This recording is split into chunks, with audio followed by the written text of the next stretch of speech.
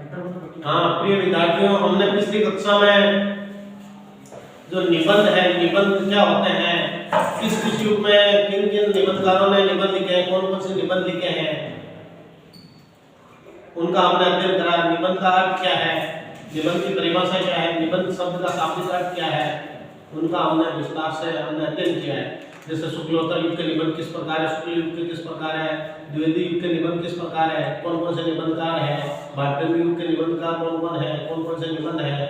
आज हम जो निबंध का विस्तार से जो अध्ययन करने जा रहे हैं, और उनमें जो पहला निबंध है बालकृष्ण शर्मा, बालकृष्ण भट्ट का। बालकृष्ण भट्ट है जो भारतीय युग के प्रमुख निबंधकार हैं। भारतीय युग के प्रमुख निबंधकार, उन्होंने जो निबंध लिखा हुआ है साहित्य जन समूह के हृदय का विकास है। अर्थात जो साहित्य होता है वो जनता के समूह, अर्थात जनता है उसके हृदय का विकास, अर्थात साहित्य के द्वारा या निबंध के द्वारा, जो साहित्य निबंध है उसके द्वारा जनता के हृदय का विकास किस प्रकार होता है, जनता उस निबंध को पढ़कर कौन से उनके में विचारधारा उत्पन्न होती है, किस प्रकार उनमें विचार आते हैं, किस प्रकार वो हिंदी के प्रति या अपनी मातृभाषा के प्रति या राष्ट्र के प्रति समर्पित होते हैं या अपने कर्तव्य के प्रति समर्पित होते हैं। इसी को माध्यम बनाकर ये निबंध लिखा गया है। और हमने निबंध पढ़ा है कि निबंध किस प्रकार बनता है, निबंध का शाब्दिक अर्थ क्या है। हम पढ़ने जा रहे हैं साहित्य जनसमूह के हृदय का विकास है, बालकृष्ण भट्ट। ये द्विवेदी युग भारतीय युग के प्रमुख लेखक है, निबंधकार है। और ललित निबंध लिखे हैं इन्होंने। कौन से निबंध लिखे हैं? ललित निबंध भी लिखे हैं। प्रत्येक देश का साहित्य उस देश के मनुष्यों के हृदय का आदर्श स्वरूप है। अर्थात जब कोई साहित्य लिखा जाता है, साहित्य जब लेखन किया जाता है तो व्यक्ति की विचारधारा का पता चल जाता है, उसके आदर्शों का पता चल जाता है। इसी प्रकार उस देश की स्थिति का, उस देश के वातावरण का भी पता चल जाता है। और वहां के जो देश के व्यक्ति हैं उनकी विचारधारा कैसी है, उनकी सोच कैसी है, वो कैसा सोचते हैं, कैसा विचार करते हैं, ये सारा का सारा निबंध के माध्यम से हम अनुभव कर सकते हैं, हम महसूस कर सकते हैं। अभी एक चर्चा में बहुत ज्यादा चल रहा है, आपको पता है, मूवी चर्चा में चल रही है, नाम सुना क्या? अभी एक मूवी चर्चा में चल रही है। तो उसी प्रकार जैसे उसको देखते हैं या उसके बारे में सुनते हैं तो हमारी विचारधाराएं झंकृत हो जाती है, हमारी जो सोच है, हमारा जो है आत्मा झंकृत हो जाती है। उसी प्रकार हम जब अच्छा साहित्य पढ़ते हैं, अच्छे निबंध पढ़ते हैं तो हमारी विचारधाराएं हैं वो उद्वेलित होती है, हमारे मन में नए नए विचार आते हैं। जैसे आपने नहीं सुना होगा कश्मीर फाइल्स, अभी फिल्म चल रही कश्मीर फाइल्स। कश्मीर में हिंदुओं के साथ में किस प्रकार व्यवहार किया जाता था या कश्मीरियों के साथ में किस प्रकार व्यवहार किया जाता था, उसको माध्यम बनाकर अभी जो एक फिल्म बनी है, और शायद हो सकता है कि सबसे ज्यादा फॉलोअर्स उसी ने प्राप्त किए, सबसे ज्यादा देखने वाले उसी के हैं। तो आप देखना स्टेटस मोबाइल वगैरह में उसी की डिटेल आती रहती है। आपने देखा होगा, मैंने भी रात को देखा है थोड़ी बहुत, तब तक तो मोबाइल में रिचार्ज खत्म हो गया, वरना बहुत ही अच्छी है कि हमारे साथ में किस प्रकार शुरू किया जाता है, किस प्रकार व्यवहार किया जाता है वहाँ के लोगों के द्वारा, है ना। तो इसी माध्यम से जैसे तो हम वो देखते तो उनकी विचारधारा पता चलती है, हमारी विचारधारा पता चलती है, हमारी सोच का अनुमान लगाया जा सकता है, उनकी सोच का अनुमान लगाया जा सकता है।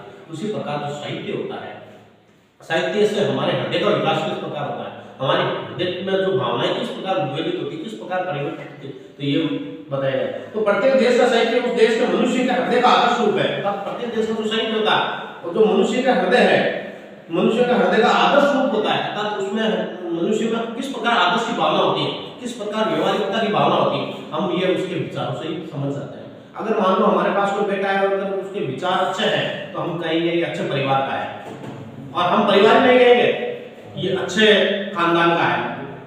अच्छे खानदान में हम कहेंगे इसका देश भी अच्छा होगा, इसका गांव भी अच्छा होगा, इसका परिवार भी अच्छा होगा, वातावरण भी अच्छा होगा। जो जाति जिस समय जिस भाव से परिपूर्ण या परिलुप्त रहती है, परिलुप्त का डूबी हुई, उस विचारधारा में डूबी हुई रहती है, वे सब उसके भाव उस समय के साहित्य की समालोचना से अच्छी तरह प्रकट हो सकते हैं। अर्थात जिस जाति से, अर्थात देखना हम कहते हैं कई बार जाति का भी प्रभाव होता है। आप देखो कहीं बंदर को मान लो कैसे कपड़े पहना देवे, पर वो उसका महत्व नहीं समझ पाता है। कहते हैं ना बंदर क्या जाने अदरक का स्वाद, एक कहावत भी है ना। और मारवाड़ी कहते हैं बांदरी को बाबू पहना दे तो उसका महत्व नहीं समझ, तो वही है। तो तो इसीलिए जाति का प्रभाव भी हो जाता है। एक देखना श्रेष्ठ जाति का होता है, उसकी विचारधारा कैसी है, एक निम्न जाति का उसकी विचारधारा कैसी है, एक निम्न वर्ग का है उसकी विचारधारा कैसी है। तो ये हम जाति के प्रभाव से भी देख सकते हैं। तो जो जाति जिस समय जिस भाव से परिपूर्ण या परिलुप्त जुड़ी हुई रहती है, वे सब उसके भाव उस समय के साहित्य की समालोचना से अच्छी तरह प्रकट हो सकते हैं। अर्थात उस समय के साहित्य की समालोचना करें, साहित्य का अध्ययन करें, तो हमें पता चल जाता है उस समय की जो जातियां हैं उसकी विचारधारा कैसी है, उनकी सोच कैसी है, उनकी मानसिक जो दिनचर्या कैसी, मानसिक वातावरण कैसा है, मानसिक सोच कैसी है, उससे पता चल जाता है।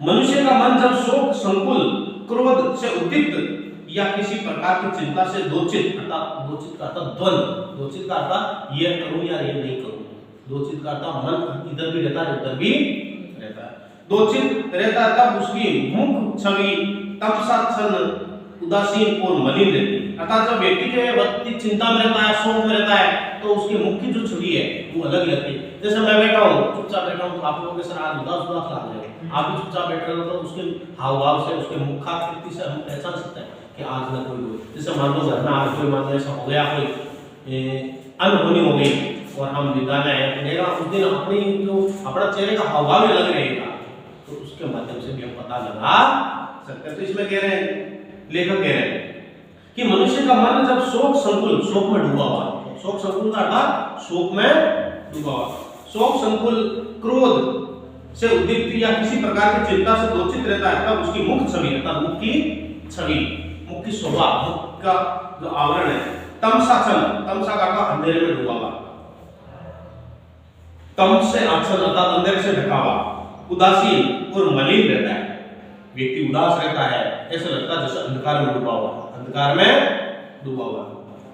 उस समय उसके कंठ से जो ध्वनि निकलती है वे भी या तो फुफटी, ढोल समान, बेसुरी, बेताल, बेलई या करुणापूर्ण, गदगद तथा विकृत स्वर संयुक्त होती है। अर्थात मान लो कोई व्यक्ति दुखी है, तो आप देख रहे हो वो बात करेगा, जैसे मान लो परिवार में कोई घटना हो गई अनहोनी, और अगर आप उससे बात करोगे तो देखना उसकी आवाज में करुणा होगी, दुख की व्यथा होगी, लेकिन वो सुन होगा। आप देखना, एक तो आप शादी ब्याह में जाते हो, आपकी आवाज कितनी होती है, लो चलो शादी में जल्दी चलना है, और एक अगर कोई गुजर गया और चलना, तो देखना आपके विचार भी बदल जाएंगे, आपकी जो वाणी बदल जाएगी, आपके स्वर बदल जाते हैं ना। भाई शादी में ढोल बजे, हमारे घर में ढोल बजे, और वो अलग होती है, मारू राग होती है, कई बार है ना, कई बार जैसे अलग होता है तो राग की छठी अलग प्रकार की होती है। तो ध्वनि निकलती है, वे भी या तो फोटे करता है, बेकार भक्ति, या फिर ढोल के समान बेसुरी, जैसे प्रकार जैसे एक तो बांसुरी बजती है, ढोल बजता है, समझ रहे हो ना। ढोल भी जैसे एक तो मान लो कोई घटना हो जाती है, आप देखो प्राचीन समय में आदिवासी क्षेत्रों में ढोल बजाया जाता, कोई अनहोनी होती, जैसे आपने देखा होगा गुरुपति कालीबाई, नाम सुना कालीबाई, है ना।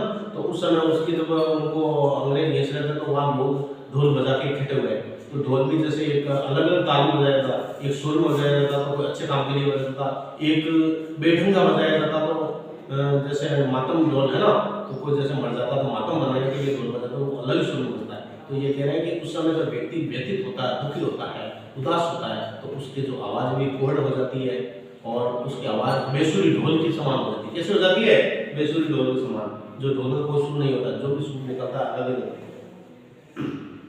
वही जब चित्त आनंद की लहर से उद्वेलित हो नृत्य करता होता। देखो एक तो उदास में दिया है, लेकिन कह रहा है कि आपका मन एक तो उदास ना हो, तब आपके विचार कैसे होंगे, आपकी सोच कैसी होगी, आपकी मुख की छवि कैसी होगी। और अगर वही आपका अगर चेहरे पे आप प्रसन्नचित हो, आप आनंदित हो, तो आपके चेहरे की खुशी किस प्रकार होगी। देखो चेहरा एकदम चमकने लगता है जब आपने मान लो कोई घर में मान लो कोई अच्छा काम हुआ, या आपने मान लो कोई अच्छे नंबरों से पास हुए, तो आप देखो कहीं भी रहोगे तो आपके चेहरे पे अलग ही चमक होगी, एक नूर होगा, अलग ही नूर होगा, एक अलग रोशनी होगी, एक चमक होती है ना। और एक मान लो कोई परिवार में गुजर जाता है और आप विद्यालय है, तो 2-4 दिन ऐसा लगेगा कि वास्तव में दुखी है। और घर में कोई मान लो शादी ब्याह है, या कोई मान लो अच्छे नंबरों से पास हुआ, तो आप देखो चेहरे पे एक अलग ही चमक होती है। तो दूसरे कह रहे हैं तो वही जब चित्त का मन आनंद की लहरी में उद्वेलित हो, अर्थात आनंद की लहरी में डूबा हो नृत्य करता है और सुख की परंपरा में मग्न रहता है, उस समय मुख विकसित कमल सा प्रफुल्लित नेत्रों समान हंसता सा। अर्थात उस समय मुख कैसा रहता है, मुख कैसा रहता है, प्रफुल्लित, कमल के समान खिला हुआ। कैसे? कमल के समान खिला हुआ, प्रफुल्लित नेत्रों, नेत्र मानो हंसता सा, और ऐसा लग रहा है जैसे आंखें हंस रही हो, ऐसा लग रहा है जैसे आंखें हंस रही हो, नेत्र हंसता सा, और अंग अंग चुस्ती और चालाकी से फरहरी की तरह प्रकार है। और आदमी देखना तुरंत इधर उधर चला जाता है, ऐसे फटाफट काम करता है ना, तो ऐसे फरहरी की तरह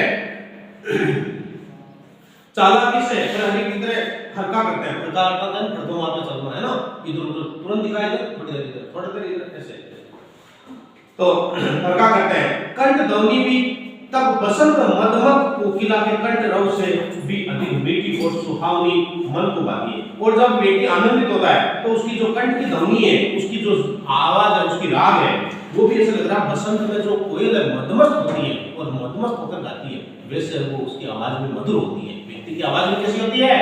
मधुर होती है। मीठी और सुहावनी, अर्थात मीठी भी होती है, सुहावनी होती है, मन को अच्छी लगने वाली होती है और मन को भाती है, अर्थात अच्छी लगती है। अब मान लो आपके, मान लो कोई परिवार में कोई, मान लो कहीं अपना माने कोई डेथ हो जाती है, और वहां देखना अगर आप कोई चीज मांगोगे, या जैसे मान लो किसी गुस्सा है, कोई किसी दुख से है, और आप उससे कोई चीज मांगोगे, वो गुस्से से बोलेगा, और अगर मान लो उसको खुशी है और आप मांगोगे 1 लड्डू तो वो 2 देगा, खुशी से, है ना, खुशी से 2 देगा। मान लो कोई परीक्षा में सफल हुआ, बड़ी परीक्षा में, और वो लड्डू मांग रहा है मुझे 2 दो, तो वो 2 की जगह 3 दे देगा, तो 3 खा। और अगर मान लो वो दुखी है, आप लड्डू मांगोगे तो जूते में गए, है ना, यहाँ पर हम दुख में डूबे हुए हैं, लड्डू चाहिए, सही है ना, तो ऐसा ही होता है। मनुष्य के संबंध में इस उल्लंघनीय प्राकृतिक नियम का अनुसरण प्रत्येक देश का साहित्य भी करता है, अर्थात जैसे मनुष्य की प्रकृति होती है वैसे साहित्य भी करता है। मनुष्य की प्रकृति हंसमुख है तो साहित्य भी हंसमुख होता है, और मनुष्य की प्रकृति उदासीन है तो साहित्य भी कैसा होता है? उदासीन होता है। तो उसी से उस देश के साहित्य का पता चल जाता है। देश का साहित्य भी करता है, जिसमें कभी को क्रोध गुण भयंकर गर्जन, कभी को प्रेम का उच्छ्वास, कभी को शोक और परिताप का दुख जनित हृदय विदारी, अर्थात हृदय को पीड़ा पहुंचाने वाला करुणा निस्वन, कभी को वीरता गर्व से बाहुबल के दर्द में भरा हुआ सिंहनाद का शेर के समान आवाज गूंज, कभी को भक्ति के उन्मेष से चित्त की दृढ़ता का परिणाम अश्रुपात आदि अनेक प्रकार के प्राकृतिक भावों का उद्गार देखा जाता है। ये साहित्य के माध्यम से पता चलता है कि मान लो अगर सुख है तो सुख में उसका विचारधारा कैसी होगी। मान लो कोई सुखी है और सुख खुशी में साहित्य लिखेगा तो उसकी विचारधारा कैसी होगी। और एक मान लो दुख में है और साहित्य लिख रहा है, मान लो राष्ट्र में पीड़ा आ रही है या ऐसे घटनाएं हो रही है और साहित्य कोई लेखक लिख रहा है तो उस समय खुशी का साहित्य नहीं लिखा जाएगा। और जब आप हजारों साल बाद में पढ़ोगे तो आपको विचार भी हो सकता है उस समय ऐसा दुख था, ऐसे लोग व्यतीत थे, उस समय ऐसे दुख थे, बमबारी होती थी, है ना। आपने जैसे देखो साहित्य की छोटी सी मैं घटना बताऊं, आपने एटम बम कहानी पढ़ी कोबायाशी, देखो उसमें पढ़ो कहीं भी खुशी की बात नहीं हो रही है, खुशी की बात वहां हो रही है कि उसकी शादी होगी, उसके बच्चा होने वाला है। देखो वहां केवल खुशी है ना, केवल वहां उसको थोड़ी सी खुशी होती है कि कल हमारे घर में 2 से 3 मेंबर हो जाएंगे, बस वहां वो सोचता तो वहां खुशी होती। बाकी देखो कि ये कैसे इंसान है, इन्होंने क्या बिगाड़ा है ना, क्यों निहत्थे को मार रहे हो, क्यों निर्दयों को मार रहे हो। तो आज भी वही स्थिति हो रही है, विश्व युद्ध चल रहा ना, आज भी देखो आ रहा है कि राडिया सी बस्ती जहाँ रहने वाले लोग हैं उनकी बस्तियों में छोटे बच्चों को बमबारी हो रही है ना। जैसे आपने पढ़ोगे वो अभी जैसे मैंने आपको बताई कश्मीर फाइल्स फिल्म, आप उसमें देखोगे छोटे बच्चों को मार रहे हैं। तो इसका मतलब है कि बच्चों ने क्या बिगाड़ा है, तो उससे साहित्य से भी ऐसा पता चलता है। उस साहित्य उस समय देश की जो स्थिति कैसी थी, देश का वातावरण कैसा था, जो साहित्य लिख रहे हैं उस समय साहित्य लिखने वाले उस समय देश काल परिस्थिति और वातावरण को ध्यान में रखते हैं, देश काल परिस्थिति और वातावरण को ध्यान में रखकर ही साहित्य लिखा जाता है। तो ये चीजें हमें आनंद कम देगी पर अनुभव ज्यादा देगी। ये पढ़ा रहे ना, ये हमें आनंद कम देगी पर अनुभव ज्यादा देगी। तो ये जरूर नहीं कि प्रत्येक चीज में आनंद हो, आनंद ये जगह अनुभव भी होता है।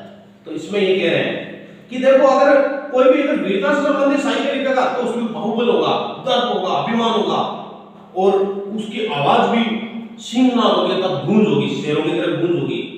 और अगर मान लो भक्तिमय साहित्य लिखेगा जैसे तुलसीदास सूरदास का, तो उस समय जैसे भक्ति का वातावरण था पूरे देश में, तो उस समय देखो साहित्य में भक्ति का प्रभाव ज्यादा है। मान लो वीरता काल में वीरता का प्रभाव ज्यादा है तो युद्ध के वर्णन हो रहे हैं, तो इसका मतलब है उस देश का साहित्य है वातावरण काल परिस्थिति के आधार पर निर्धारित किया जाता है। हाँ आगे देखो, इसीलिए साहित्य यदि जन समूह यानी नेशन लोग जन समूह के चित्त का चित्रपट कहा जाए, चित्त का चित्रपट का सकल चित्रपट कहा जाए तो संगत है, का सही है, संगत का अर्थ ठीक है। किसी देश का इतिहास पढ़ने से केवल बाहरी हाल हम उस देश का जान सकते हैं। अगर हम देश का इतिहास पढ़ते हैं तो देश का केवल बाहरी हाल जानते हैं, मगर साहित्य पढ़ते हैं तो देश की भावना जानते हैं, देश का आंतरिक हाल जानते हैं। हाँ बाहरी हाल हम उस देश का जान सकते हैं, पर साहित्य के अनुशीलन यानी पढ़ने से कौम के सब समय समय, कौम का अर्थ जातीय, कौम का अर्थ होता है जातियों के सब समय समय के आभ्यंतरिक आव्य यानी बाहरी और आंतरिक भाव हमें परिपुष्ट हो जा सकते हैं, अर्थात हम अच्छी तरह उसको जान सकते हैं। अगर हम इतिहास पढ़ेंगे तो देश की बाहरी स्थिति को जानेंगे, अगर हम देश का साहित्य का अनुशीलन करेंगे, साहित्य पढ़ेंगे तो हम देश के आंतरिक जातियों के जो विचारधारा है, जो जातीय आभ्यंतरिक जो विचार है उसको भी हम जान पाते हैं। तभी तो कहा गया साहित्य जन समूह के हृदय का विकास है, अर्थात साहित्य के द्वारा जनता के जो समूह है, लोग हैं, लोगों के हृदय का विकास होता है, लोगों को अनुभव बढ़ता है, लोगों की विचारधाराएं बदलती है और उस समय की विचारधारा का भी पता चलता है। हमारे पुराने आर्यों का साहित्य वेद है, अर्थात हमारे जो पुराने आर्य थे, क्योंकि बाद में आर्यपुत्र है, आज भी हमें कहा जाता है आर्यपुत्र। आपने कभी रामायण में देखा होगा कि आर्यपुत्र नाम सुना ना, अर्थात हमारे देश को आर्यवर्त भी कहा जाता है, भारतवर्ष से पहले आर्यवर्त भी कहा जाता है। तो हमारे जो पुराने आर्यों का जो साहित्य है वो वेद है, अर्थात वेदों में जो आर्यों की जो स्थिति है, आर्यों की जो विचारधारा है उसका वर्णन किया गया। उस समय आर्यों की शेषावस्था थी, उस समय आर्यों की कैसी थी? शेषावस्था थी। बालकों के समान जिनका भाव भोलापन, उदार भाव, निष्कपट व्यवहार वेद के साहित्य को एक विलक्षण तथा पवित्र माधुर्य प्रदान करते हैं, अर्थात उस समय शेषावस्था थी आर्यों। और शेषावस्था में बच्चा तो शेषों काल में होता है, जैसे मान लो 2 वर्ष का बच्चा है, उसके मन में कपट नहीं होता, निष्कपट होता है, छल कपट नहीं होता, भोला होता है। आप देखो छोटे बच्चों को अगर सोने का सिक्का है उसको लेके और एक टॉफी दे दो, जो टॉफी में वो सोने का सिक्का दे देगा, क्योंकि उसको पता नहीं, वो भोला है। और आपको अगर एक टॉफी देवे सोने का सिक्का छीन सकता है कोई नहीं, क्योंकि आप में कपट आ गया, आप में लोभ आ गया, आप में लालच आ गया, आपने उस वस्तु का महत्व समझ लिया। पर वो बच्चा होता है उसी प्रकार आर्य इतने भोले थे, इतने साधारण थे, इतने सामान्य थे, अर्थात सीधे साधे थे। कैसे थे? सीधे साधे। उसमें कपट नहीं था, निष्कपट की भावना थी, इसलिए आर्यों को शेषों काल था। समझ गए ना शेषों काल का? उसमें कोई भी ऐसी द्वंद की भावना नहीं थी, कोई भी बुरे करने की प्रकृति नहीं थी, इसीलिए वेदों में भी कोई बुरा किया नहीं गया। वेदों में लिखा गया, अच्छा लिखा गया। क्यों लिखा गया? क्योंकि उस समय लोगों में कपट नहीं था, निष्कपट की भावना थी, छल कपट नहीं था, तो वेदों में भी अच्छी बातें आई। और अगर उस समय छल कपट होता तो वेदों में भी ये प्रवेश कर जाता। विलक्षण तथा पवित्र माधुर्य प्रदान करते हैं। वेद महापुरुषों के हृदय का विकास था, अर्थात जो वेद है वो वहां उस समय के महापुरुष है, उनके जो हृदय में जो विचारधाराएं थी, जो हृदय में जो भावनाएं थी, उसको इंगित किया गया, उसको लिखा गया। वे लोग मनु और याज्ञवल्क्य के समान समाज के आभ्यंतरिक भेद, वर्ण विवेक आदि के झगड़ों में पड़ समाज की उन्नति या अवनति की तरह तरह की चिंता में नहीं पड़ते। अर्थात वहां उस समय के लोग जैसे मनु है, याज्ञवल्क्य है, और उस समय आभ्यंतरिक जो भेद होता है, आंतरिक भेद होता है, वो उसमें नहीं पड़े हुए थे, वर्ण विवेक और झगड़ों में नहीं पड़े हुए थे। और उन्हें और जो अवनति देश, जो समाज की उन्नति और अवनति, उन्नति का अर्थ विकास और अवनति का अर्थ पतन, अवनति का अर्थ है पतन की तरह तरह की चिंता उनमें नहीं पड़ती था, तब उनको कोई चिंता नहीं थी, क्योंकि उनके मन में कपट तो नहीं था, अच्छा कपट नहीं था, न कोई लोभ था, न कोई लालच था, इसलिए उनको कोई भी चिंता नहीं थी, निश्चिंत थे वो। कर्णाद या कपिल, महर्षि कर्णाद और कपिल के समान अपने अपने शास्त्र के मूलभूत बीज सूत्रों को आगे कर प्राकृतिक पदार्थ के तत्व की खान में दिन रात नहीं डूबे रहते। अर्थात ये जिस प्रकार कर्णाद ऋषि है, कपिल ऋषि है, उनके समान जो शास्त्र है, शास्त्रों के जो फलीभूत बीज सूत्र है, जो उनके जो मूल प्रकृति है, उसमें डूबे हुए नहीं रहते और दिन रात उसी में डूबे हुए। अर्थात जो अपना जीवन यापन करते थे, जैसे मान लो आर्यों का काम था, वो खेती करते थे और काम करते थे, बस काम किया और बस घर पे जाते, मजे से सो जाते, सुबह उठे, ये काम था।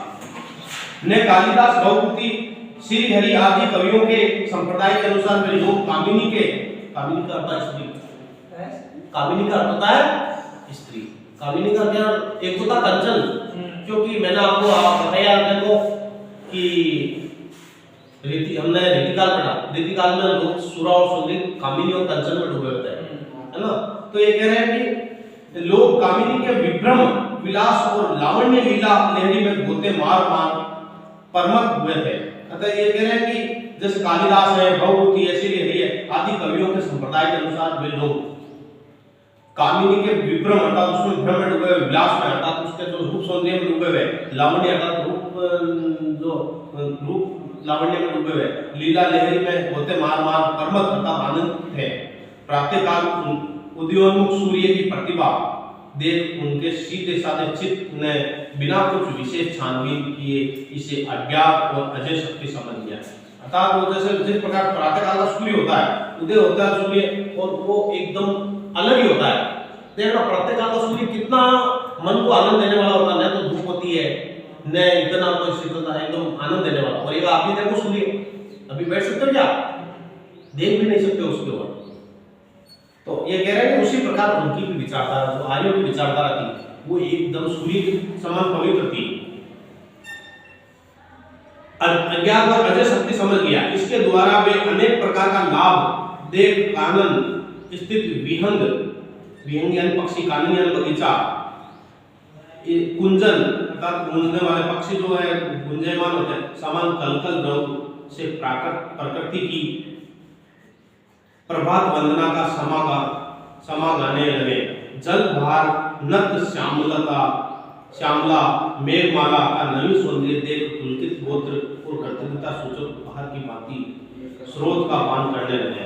अर्थात ये वहां के जो लोग हैं उस समय उनको किसी भी प्रकार की चिंता नहीं थी, बस ये जिस प्रकार पक्षी कलरव करते रहते हैं, नदियां बहती रहती है, पूरी प्रकृति में श्यामलता का हरियाली छाई हुई रहती है, उसी प्रकार उस समय के लोग भी आनंदित रहते थे, आनंद में डूबे होते थे और उसका जीवन भी हरा भरा था। बस इतना ही बताइए ना।